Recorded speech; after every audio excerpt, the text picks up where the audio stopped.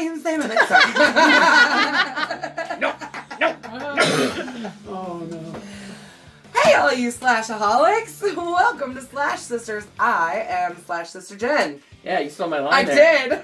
But thank you for that, because it's a lot of slashes. I see now why Ross We're had having so much trouble with fun. that. Those of you that don't know, this is Ross trying to say Slash Sisters.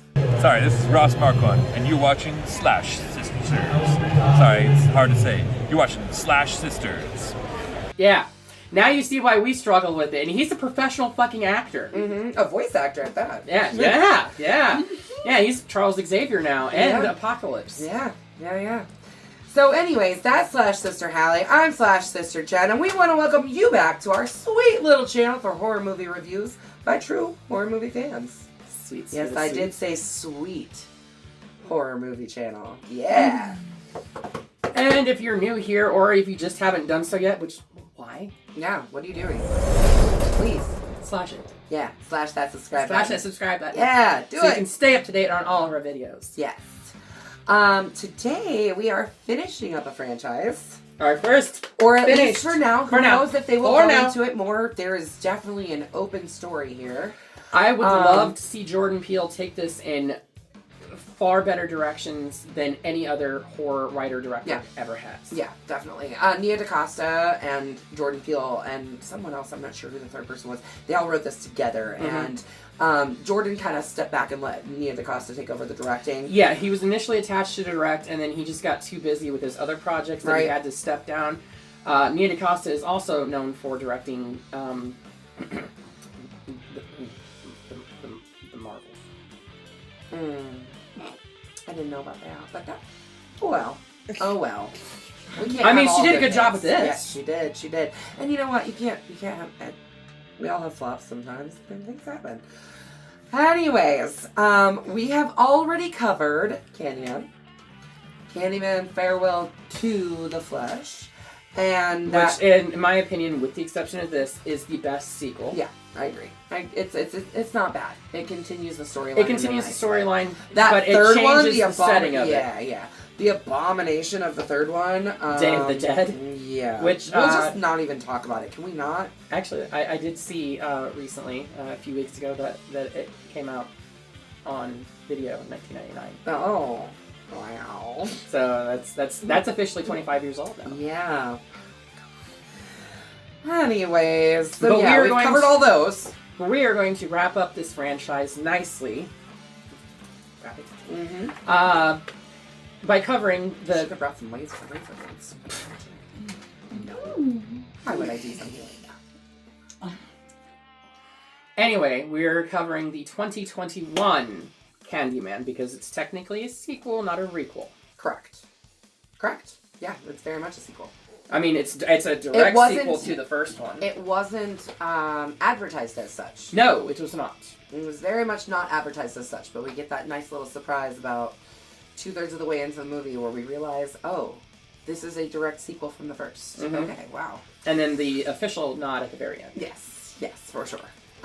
This film has a lot of very heavy topics, including gentrification, racism, police brutality, abuse. There's a lot of things that, honestly, we are really not equipped to delve into that sort of... Just because we are not... We're here to talk about horror. Yes. But this storyline is very important, and it shows a lot of what Black Americans have had to go through over the years. If you are really interested in that, I suggest checking out the special features for this DVD. For sure. There are so many good roundtable discussions that they have behind the scenes and everything. Yeah. So, with all of this being said, shall we see what the sweets to the sweets are for? I think we should.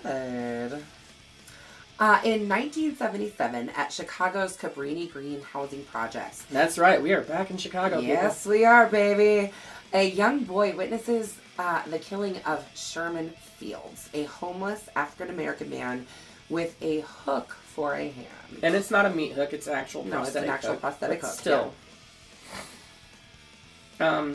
He's actually beaten to death by police brutality because they suspect him of giving a child a piece of candy with a razor blade in it. Mm-hmm. And he is later proven innocent when more of those razors in candy pop up after he's deceased. After he's dead. Yeah. So it's very unfortunate, but he takes the fall. Sad opening and a very would you say climately charged given situations of current events? Yeah. Yeah, absolutely. Especially, I mean, this came out in 2021. We have to think about, I mean, the George Floyd situation happened in 2020. Yeah, Breonna Taylor. There was a lot that had happened. Which I believe is that. They were filming this. I believe that's why Breonna's character is named Breonna. Is in name for her. Yeah. So we flash forward to 2019 with artist Anthony McCoy, who lives in Chicago with his girlfriend and gallery director Brianna Cartwright. The Brianna I was just talking about. Brianna's brother Troy and his boyfriend, which is actually a nod to Clive Barker. Yeah. Because it's the first time that gay couples have been depicted in this franchise. Yes. Even though Clive Barker himself has been gay. Clive Barker's like a gay icon. Mm-hmm. They do also, there is a character named Clive. Yeah. I fucking hate this character. Yes. Which makes me mad that they gave him the name of Clive. Because like, come on, you couldn't have given the name Clive to somebody like a better character. But Troy and his boyfriend tell Anthony and Brianna the story of Helen Lyle, who is responsible for a killing spree and briefly kidnapping a baby from Cabrini Green back in I believe it was 91. Yes. So we're literally 30 years later. Mm-hmm. Yeah.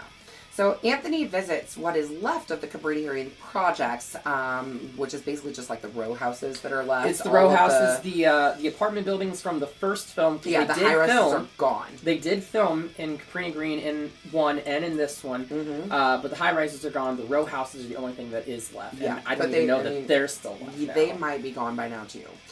But anyways, he visits the row houses, which are they're blocked off. Nobody's living there anymore. But he's looking for inspiration for his new artwork. When he is stung on the hand by a bee, Anthony meets laundromat owner William Burke, played by a wonderful actor, Coleman Domingo. Yeah. I got introduced to him on Fear the Walking Dead, Me too. and he is just brilliant, fucking brilliant. He's been in a lot of really awesome honestly, stuff lately, Anthony McCoy is also played by Yahya Abdul-Mateen II, who is also brilliant in this as well. Let's just talk about how freaking gorgeous that man is. Oh my gosh. That is a tall drink of water. I mean, he was Black Manta. I'm not sure. Either way. He was the Black Manta. And if you guys are hearing chuckles and snickers back there, we actually do have a couple people. We do. We've got a crowd today. We've got a little live audience. And we're being funny, so we're making them laugh. Yeah. But anyway, Burke reveals to Anthony that he was the boy who witnessed Sherman's death in the 70s. Yeah. He tells him the whole story about how he basically, I mean, the story, he screamed when he saw Sherman, which alerted the police. And I mean, I guess that would probably. So I guess in a way, Sherman or Burke feels responsible for Sherman's death, which is 100% plausible and realistic when you look at it that way. Yeah, and I would feel pretty guilty, especially knowing that he was not guilty. He was an innocent man. Definitely. William Burke introduces him to the urban legend of the Candyman, which Anthony tells. He tells him the story of Sherman Fields, and that was his Candyman. That was the Candyman from his generation. That was in the 70s. So then he goes home and he tells Brianna the story of the Candyman, and jokingly performs its curse by saying Candyman 5 times into a mirror. Interesting fact, Anthony McCoy's name is only spoken in full 5 times throughout this entire film. Really? Oh. I didn't even pay attention to that. That's fine. Love that. Inspired. I'll get there.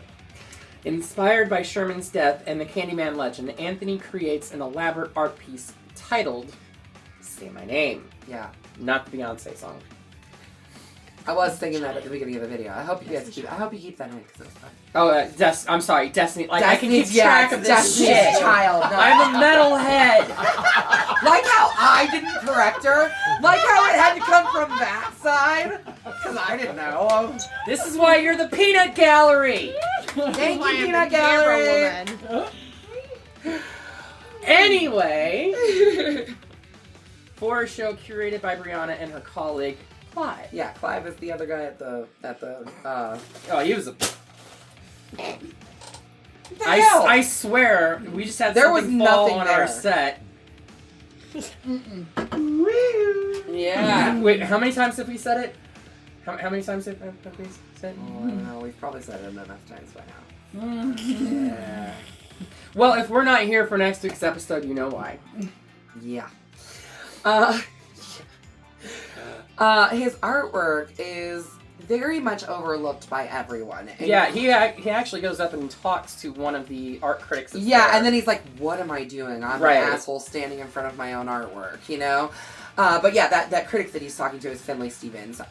But then pretty much everybody just kind of like blows it off. A couple of people, including the art critic, do actually open the mirror and look inside to see what's inside of it. A lot of people just walked right past it because they thought it was a fucking mirror. Yeah. Later that night, Clive and his girlfriend, Jerica? Who knows? Whatever. Unwittingly summoned, or no, they know. Yeah, but I don't think they thought it was real. Well, yeah. But they summon the Candyman, and if you watch the scene closely, you don't see the Candyman. It's only in reflections. Yep. Reflections, because I watched it closely. And that's pretty consistent through most of the movie. You see them mostly in reflections until we get to the end. But like, Clive is like crawling his way to the front of the door, and we see like the reflection of Sherman Field's Candyman coming up to the glass and drags him back, but you don't see him through the glass. Yeah. Very eerie effect, very well done. It's really well shot. The cinematography in this film is it's way up there. But anyway, they are both brutally fucking murdered. Yeah. The next morning, Brianna discovers their bodies. And at the same time, we kind of get this little flashback. It triggers these memories that she has of her father having killed himself. Yeah, that's... Yeah. Yeah. Anthony Did he jump out of a window? Yeah. He says, I bet you didn't know your daddy could fly. Yeah. Yeah. Anthony compulsively paints gruesome portraits of unknown men, and if you look closely at them, you can tell one of them is definitely Daniel Robitaille. And another one is Sherman Fields. Yeah. But he becomes obsessed as he investigates Helen Lyle and her own Candyman research, going to, I believe it was University of Chicago branch to get the files. Yep. Later, Finlay, the art critic, decides she wants to interview him now because the bodies were found in front of his artwork, so that makes him interesting, and now people are saying his name. Anthony McCoy. Interesting. But yeah, so she invites him over so that she can interview him for her piece that she's doing about his artwork. And he basically kind of like dares her, like, "Oh, why don't you go say Candyman? I dare you." And she doesn't act like she's going to, but she's like, "Excuse me, I'm gonna go to the bathroom." And he's like, "I dare you." Well, in that period of time... She clearly did it. Yeah. And he sees himself in her mirror and doesn't see himself in the mirror. Sherman's reflection staring back at him. Yeah. After he leaves the apartment, we see Finlay murdered in said apartment by an unseen force. And that scene is so cool. It's subtle. It mirrors the scene from Us. Yeah. With the Tyler family being murdered in silent. It mirrors that scene. Yeah. Beautifully. Like watching from like afar, the high rise, the whole thing, yeah. But you literally see her like picked up and dragged across the window. There's blood that goes across the window. I mean, it's cool, but it's from a distance. It's not right up in your face or anything like that. It's subtle, and it's like it's one of those things where you're like, "Ooh, you got her, you got her." But I mean, it's a definite nod to Jordan Peele. For sure. So, joining Brianna at a business dinner, like he leaves Finlay's, goes to this business dinner that he was supposed to be at. Text messages go off, alerting everyone that Finlay was murdered, and he very much like hops up and bolts out of there really quick, as if that doesn't make him look even more guilty, because she knew that he had just been there too. Yeah, Brianna did. So Brianna, by the way, is played by Tiana Paris. Yes, and she's incredible in this movie. She actually was in The Marvels. Oh, really? Mm-hmm. She was Photon, Monica Rambeau. Well, see, I never watched The Marvels. She's slacking on her nerdist. I am. Sorry. Anyway, I mean, we're horror aficionados. Yeah. That's why we do this.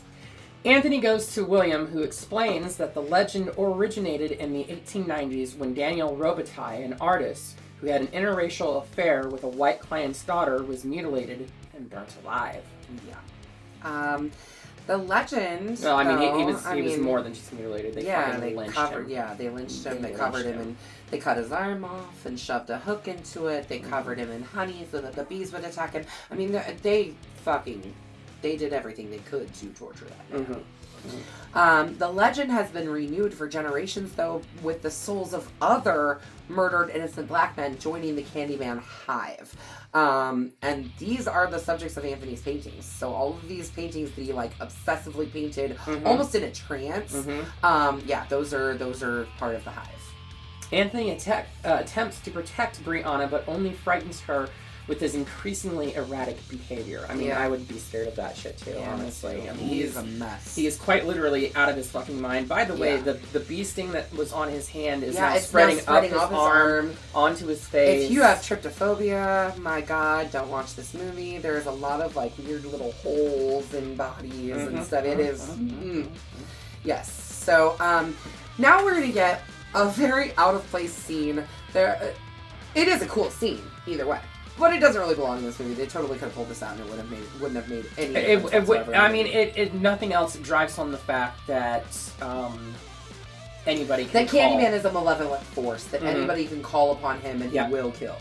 A teenager who had attended the art show gallery took a paper that explained the whole Candyman lore. So she's standing in the bathroom and she says to her 4 girlfriends or whatever, let's do the Candyman thing. One of them literally, they say it one time, she's like, no, fuck this, I'm out.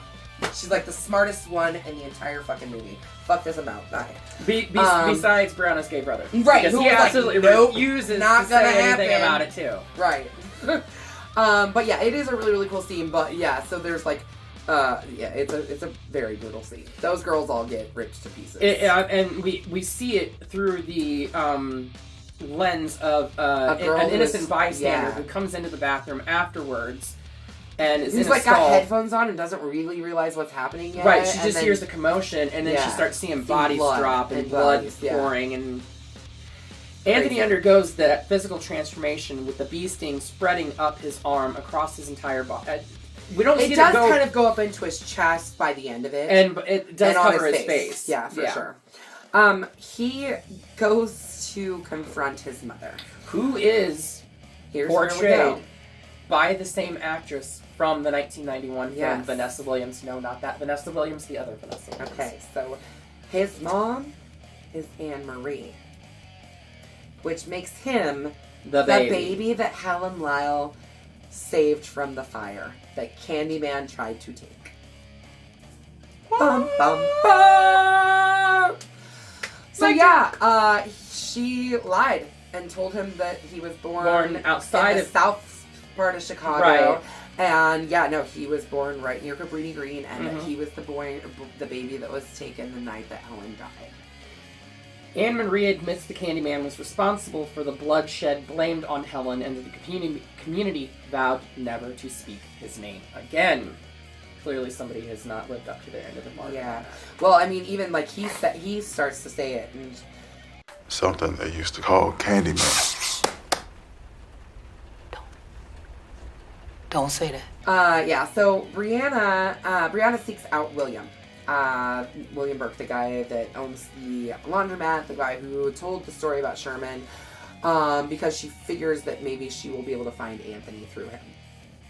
He ends up abducting her and taking her to an abandoned church where Anthony is at the front of the altar in a fugue state. I mean, really, he is in a trance. He has no idea what's going on. He's the lights are on, but nobody's home. Yeah, clearly. For sure. Shortly after Sherman's death, William witnessed his return as the Candyman when his sister and her friend summoned him and were killed. So, he explains that, like, the Candyman, I mean, like, his sister was killed by the Candyman, by Sherman.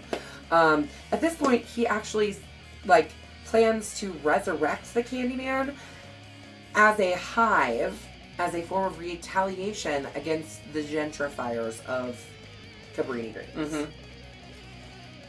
In one of the most brutal scenes in this film, Burke saws off Anthony's left hand, I believe, isn't it? Doesn't even flinch. No, no, it was his right hand. It was his right, yeah.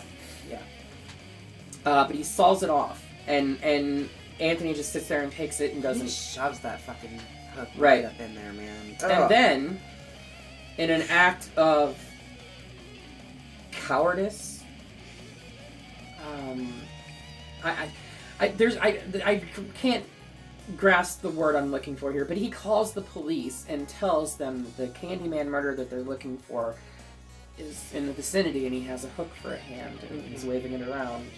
Yeah, because he wants to create the next Candyman. That's his goal. I know. I can't. The next Candyman. I can't fathom why he would want that. I don't understand it. That doesn't make sense to me. He's chased into the Cabrini Green row houses, where Brianna ends up stabbing William to death with a pen. She gets herself out of the...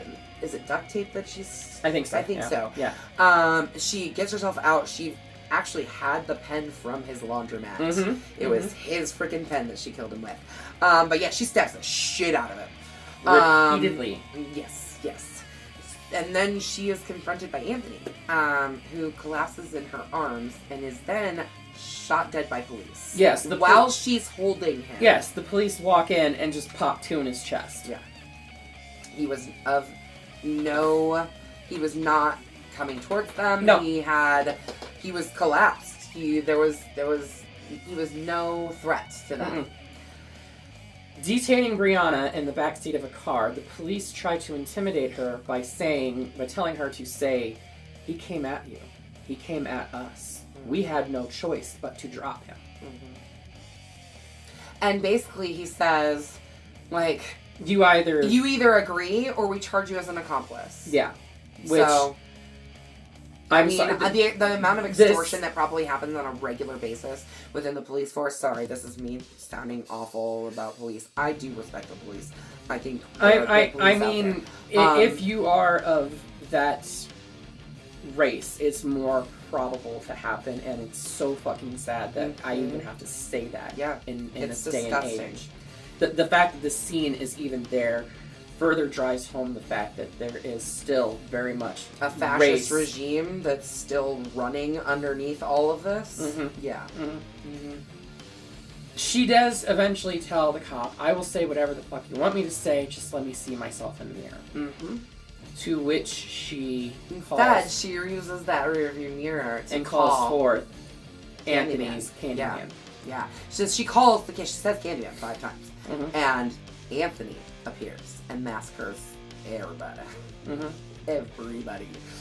She gets out of the police car, which doesn't help her case in any way, shape, or form. I mean, we've seen this in previous installments in this franchise. I don't even know that she gets her hands uncuffed, but she walks down the street and she sees what is Anthony at the time, who is floating away, and then he turns and faces her, but instead of seeing Anthony's face, she sees Daniel Robitaille's face, and tells her, "Tell everyone what she has witnessed tonight." Mm-hmm. Yep. The film's end credits. Because that's the end. That's it. But then we go to the credits and we get this incredible shadow puppet montage, detailing each of the stories of the different Candymans in the Hive. Everyone from Daniel Sherman, Anthony Crawford, James Byrd Jr., George Stinney, and Anthony himself. So, which, by the way, if you pay close attention, at least two of those names are black men that were lynched by white people in like the 40s and 60s, I believe. Well, and then something else that, they made a very obvious reference to Emmett Till in there too. So, it's beautiful to watch. It's haunting to watch, but I highly suggest watching through the credits. Because it is beautiful. What are your thoughts, Allie? I mean, it is a meat hook straight to the fucking sky. Meat hook to the sky for me too. I mean, I don't think that this sequel could have been done any better. Yeah. To further drive home that the aspect that corruption still exists to this day in the form of gentrification and racism and things like that. Things that we are not equipped to unpack on this channel in any way, shape, or form. But this film details it beautifully. It really it puts it in your face. And I think not beautifully. It is a beautiful film. Artistic aspect of it. But. As white women, these are not issues that come right at the forefront that of our we have to deal with on a daily basis. Yeah. So to have it, to watch a story that is built in the way that this is built, it makes you think about things differently. It makes you look at things differently. I love this. I thought this film was really, really good. It's well done, and it leaves such an open story for us to have more down the line. I hope that this is not the last that we see of Candyman. Me too. In the horror landscape. Yeah, me too. Seriously. Me too. I would love to see more stories of the other people in the Hive too. Yeah, take it back. Do another. A different Candyman origin story and everything for sure. Like that. There's clearly you don't even have to keep moving forward. Yeah, go back. Yeah, we can go back. There's clearly plenty to look at. So, and I mean, obviously, Helen has become a Candyman in the Hive as well. Yeah. So. Yeah, this was great. Speaking of Helen, we did not get any a physical picture of Virginia Madsen in the movie, but we do actually hear new sounds as she recorded new voice content for some of the there was a scene that was shot that was later cut from the theatrical version where somebody was wearing an outfit very similar to like her style funeral dress, okay, the dress that she had on in her funeral. Yeah. But the scene was cut. Yeah. So, but that was the only actual visual interpretation of Helen being in the film. Right. Yeah. But I mean, we do actually get to hear Virginia Madsen's voice. Oh yeah. Her voice too. So. This film was great. I loved it. It's a bloody machete up for me, and let's send it back to Cabrini Greens for now, and maybe we'll pick up the story another time. Even though we're done with the franchise for now, but maybe someday. I hope. I can only hope. Only. All right. Are you ready to tackle something that is so large it had to be split up into 2 films? And we're splitting it into 2 videos. Yes. We are definitely splitting it into 2 videos because otherwise you're going to be watching us for like an hour and a half. Yeah, nobody wants to watch 2 fat. And we're gonna need breaks in there, get a snack, a little bit of food. Yeah. I mean, again, like she said, 2 fat girls. We need food. We need sustenance to make us go. I've been sitting here thinking about eating one of these candies this whole time, so I'm just gonna go ahead and do it. Go for it. Why did you turn yourself Italian? I don't know. I don't know. Y'all heard it too, right? The Italian. Okay, it wasn't just me. All right, but no, we're gonna dive back into the world of storybook horror.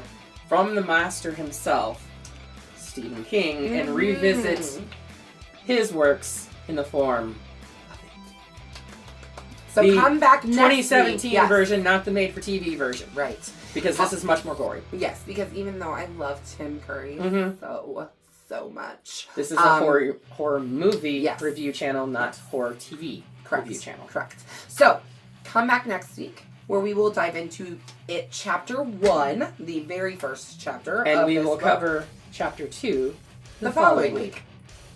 So come on back to us. Sorry, I'm like sucking on candy now.